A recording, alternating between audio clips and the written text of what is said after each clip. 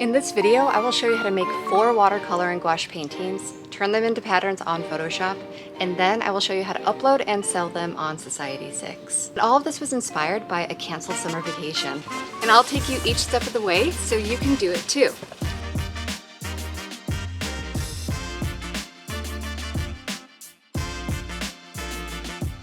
So if you're like me, your summer vacation was canceled this year, and you probably spent the rest of your summer grieving over the loss of relaxation and chill time. Trust me, I get it. What trip did you miss this summer? Tell us in the comments below. My husband is Swedish, and we missed a family wedding in Sweden this year and the opportunity to introduce our daughter to his family. It was a total bummer. Yet, as an artist, I knew that creativity is an outlet for stress and anxiety, so I decided to take a vacation in a different way. I decided to create 4 watercolors based on the 4 seasons of Sweden that for sure I will be missing this year. And then I would create them into patterns and eventually upload them to Society6 where I could put them on products to sell. Here are the 6 steps I took from start to completion for this project. Step 1, research and Pinterest. Step 2, sketch. Step 3, watercolor and gouache. Step 4, scanning on a traditional scanner or your phone. Step 5, Photoshop. Step 6, upload to Society6. Let's start with step 1, research and Pinterest. In my particular project, I was trying to come up with ideas for visuals based on each season in Sweden. So I sat down with my husband Martin and picked his brain about visuals, symbols, or just things that popped into his mind for each season.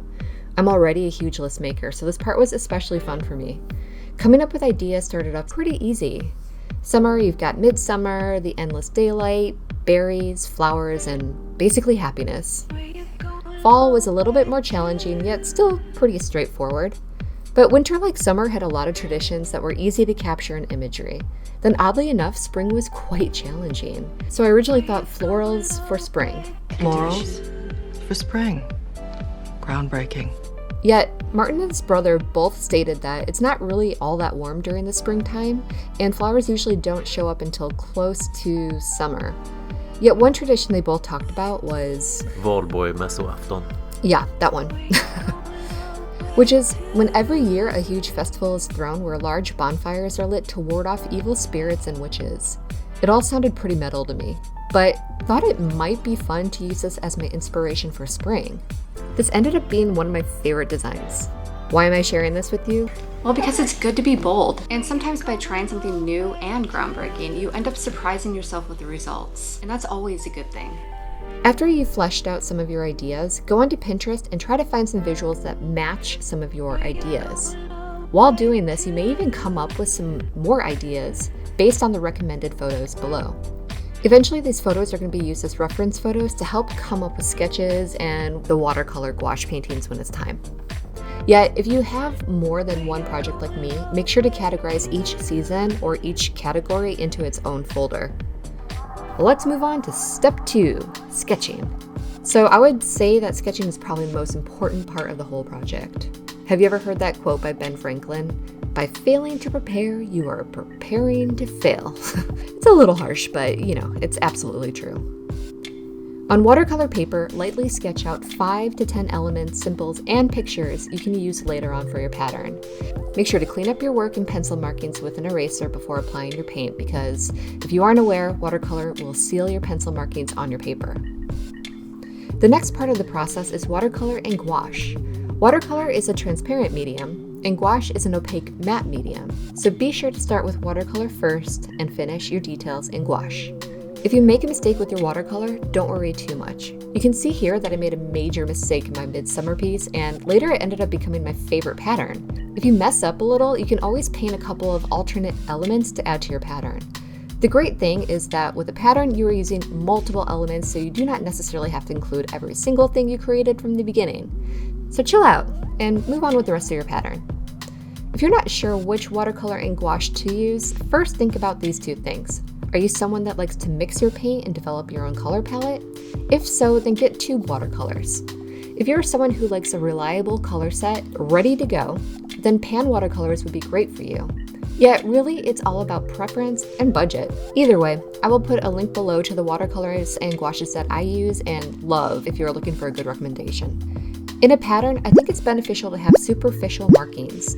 I'll explain why these are so helpful later when I'm editing in Photoshop. There are a few different ways to go about step 4, which is scanning, the traditional scanner and the cell phone scanner. If you are using a traditional scanner, make sure to upload your image at 300 dpi. When it comes to cell phone scanners, there's a lot of great ones out there. If you know a great one, let us know in the comments below. The one that I think is really super cool is by Google Photos called PhotoScan, where you can take a photo of your image and then you will notice that your camera light comes on and then 4 little dots appear on your screen. You line up the circle with the blue dots and then you do the same thing all the way around. This ensures that if you have a reflective image like a photo, that there will not be any glare in the final scan. Yet this app can work well with matte images as well. Step 5. Photoshop, we're getting close. In Photoshop, you're going to create a new file, label your file, adjust your width and height to be 2000 pixels. Make sure your DPI is 300 and your background is transparent. Next, you're going to open your scanned picture file, drag it off, and rotate it if you need to.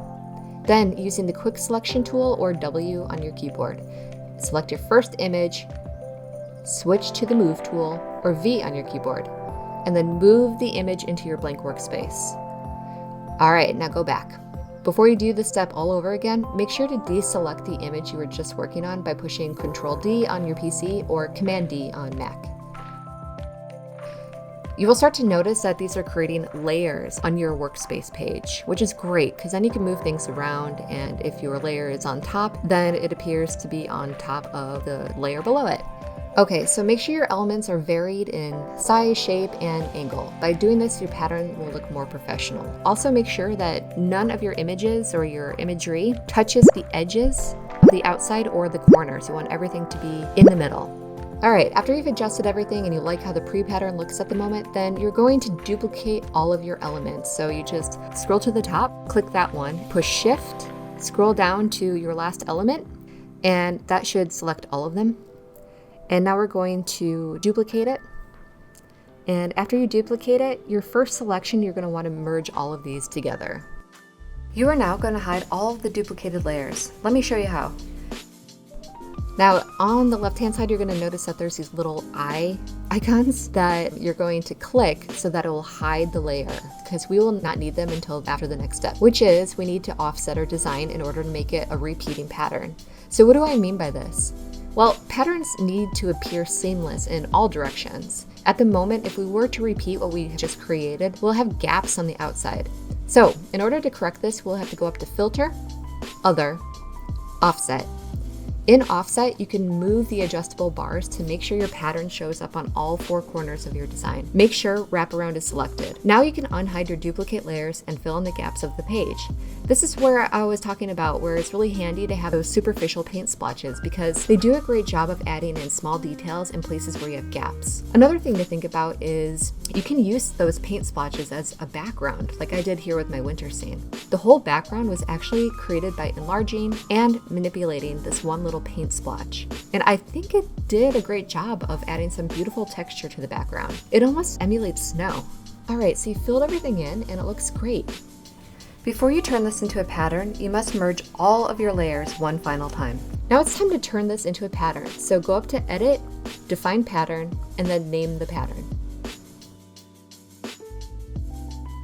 All right, guys, I can't believe it. We've made it to step 6, which is the last and final step, preparing and uploading our files to Society6. So go on their website and you can find the file sizes you will need in order to upload your image to the various products. They are here, so you may want to write them down. Okay, you got them? All right, so now we need to go back into Photoshop and let's make those files by creating a new file, name it. I like to keep it real simple.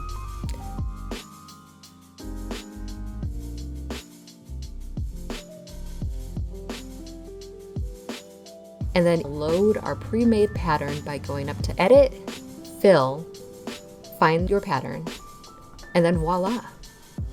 Okay, so save those 3 files. And now we're gonna go into Society6 and you'll have to sign up accordingly. After you do that though, you can upload each of your files. Pick the version that looks the best and make it your featured pattern. Then go through each of the products and adjust the way the pattern looks on those products. For instance, some products look better with smaller patterns, while other products may look better with an enlarged pattern. This is a really vital step though, because if you breeze past this, then you may be losing people because the pattern can't be seen on the product.